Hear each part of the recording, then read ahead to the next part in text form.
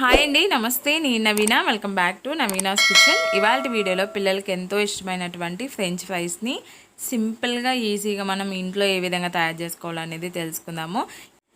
ఇవి చాలా చాలా టేస్టీగా ఉంటాయండి. పైన క్రిస్పీగా, లోపల కొంచెం సాఫ్ట్గా చాలా బాగుంటాయి. మీరు కూడా నచ్చినట్లయితే తప్పకుండా మీ పిల్లల కోసం అయితే చేసి పెట్టండి. చాలా చాలా ఎంజాయ్ చేస్తూ తింటారు.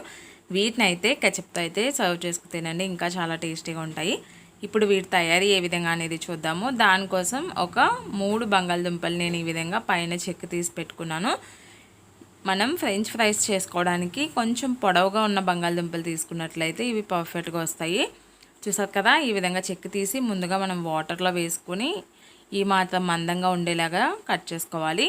ఇప్పుడు వీటిని మనము ఫ్రెంచ్ ఫ్రైస్ లాగా ఈ విధంగా మనం పొడవుగా కట్ చేసుకుందాము. వీటికి పొడవుగా ఉన్న బంగాళదుంపలు అయితేనే పర్ఫెక్ట్గా ఉంటాయండి. చూసారు కదా, వీడియోలో చూపించినట్టు ఒక 1/2 ఇంచ్ మందం ఉండేలాగా మనము వీటిని కట్ చేసుకోవాలి. ఇలా అన్నిటినీ కూడా కట్ చేసుకొని నీళ్ళలో వేసుకోవాలండి. మనం బంగాళదుంపలు చెక్కు తీసిన తర్వాత నీళ్ళలో వేసినట్లయితే అవి కలర్ చేంజ్ అవ్వకుండా ఉంటుంది. పిల్లలు ఎంతో ఇష్టంగా తిని ఈ ఫ్రెంచ్ ఫ్రైస్ని మనం ఈజీగా ఇంట్లో చేసి పెడితే వాళ్ళకైతే చాలా ఇష్టంగా తింటారండి. ఇలా మొత్తం అన్నీ కూడా కట్ చేసుకొని ఇలా వాటర్లో వేసుకుందాము. ఇప్పుడు వీటిని మనము ముందుగా ఉడికించుకోవాలి. దానికోసం స్టవ్ పైన ఒక బాండీ పెట్టుకోండి. అందులోకి ఈ విధంగా నీళ్లు పోసుకోవాలి. నీళ్లు పోసిన తర్వాత మనం కట్ చేసుకున్నటువంటి ఈ ఫ్రెంచ్ ఫ్రైస్ అన్నీ కూడా ఇందులో యాడ్ చేసుకుందాము. ఇలా వేసుకుని వీటిని ఒక 10 నిమిషాల పాటు ఉడికించుకోండి. మరీ బాగా ఉడకకూడదండి, ఒక 50% వరకు ఉడకాలి.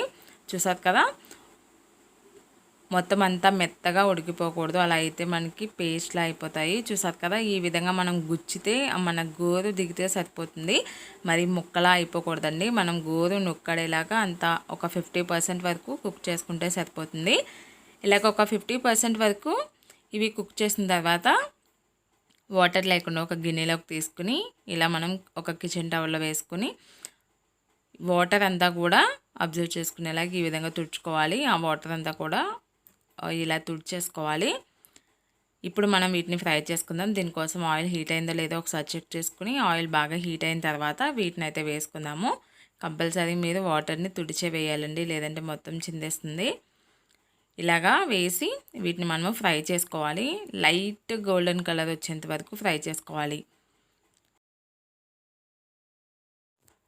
చూసారు కదండి, ఇక్కడ మనకి లైట్ గోల్డెన్ కలర్ వచ్చాయి. ఇలా వచ్చిన తర్వాత వీటిని మనము ఆయిల్లో నుంచి ఈ విధంగా జాలిగరిటెలో తీసుకొని ఒక గిన్నెలోకి అయితే వేసుకోండి.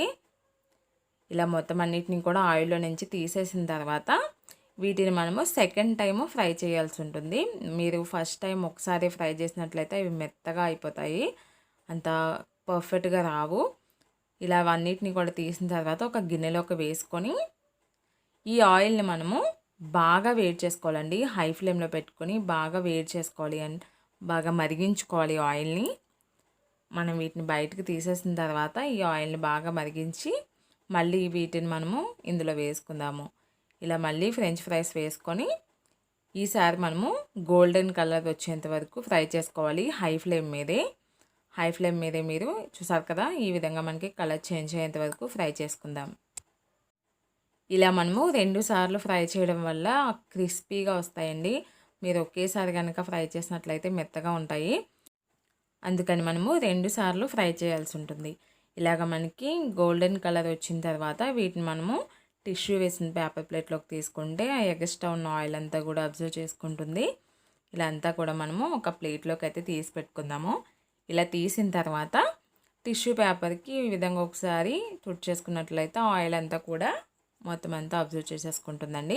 ఇప్పుడు వీటిని మనం ఒక గిన్నెలోకి అయితే తీసుకొని వీటికి లైట్గా మనము సాల్ట్ అలాగే కారం వేసుకుందాము. చాలా లైట్గా వేసుకోండి. చూసారు కదా, కొంచెం సాల్ట్ అలాగే మీ చిటికెడికి సరిపడినంత కారాన్ని కూడా వేసుకోండి. మీకు ఎక్కువ స్పైసీగా తినాలంటే కనుక కొంచెం ఎక్కువ యాడ్ చేసుకోండి.